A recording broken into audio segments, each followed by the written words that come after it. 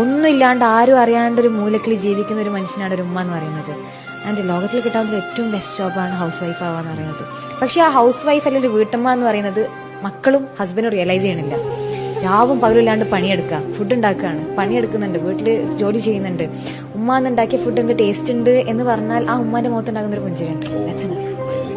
അത് നമുക്ക് പറയാൻ സമയമുണ്ട്. എപ്പം ആ മരണപ്പെട്ടതിന് മുന്നിൽ നിൽക്കുന്ന സമയത്ത് ആ തണുത്ത ഹൃദയത്തോട് അല്ലെങ്കിൽ തണുത്ത ബോഡിയോട് വിളിച്ച് പറയാൻ നമുക്ക് സമയം ഉണ്ടാകും. എന്തുകൊണ്ട് ജീവിക്കുന്ന കാലഘട്ടത്തിൽ പ്രസന്റ് നമുക്ക് പറയാൻ പറ്റണില്ല. Ego will definitely play there. ഞാനിപ്പോ അത് പറഞ്ഞാലിപ്പോ എങ്ങനെ ഇതാവുക, ഞാൻ ഉമ്മയെ കെട്ടിപ്പിടിച്ചെന്തുണ്ടാവുക, ഞാൻ ഉമ്മ വെച്ചാന്നുണ്ടാവും, ഒന്നും ഉണ്ടാകാൻ പോകുന്നില്ല. It's your mother. Give your love. She is craving for that. ഒരാൾ മനസ്സിലാക്കാൻ ആഗ്രഹിക്കുന്ന ഒരു ഹൗസ് വൈഫ് എന്ന് പറയുന്നത് ജോലിയില്ല, രാവും പകലില്ലാണ്ട് കിച്ചൺ ആണ് ആളുടെ ലോകം എന്ന് പറയുന്നത്. ആ കിച്ചൺ എന്ന ലോകം സ്വർഗമാക്കാൻ പറ്റണമെന്നുണ്ടെങ്കിൽ അവിടെ ജീവിക്കുന്ന ഭർത്താവിനും അവിടെ ജീവിക്കുന്ന മക്കൾക്കും മാത്രമേ പറ്റുള്ളൂ.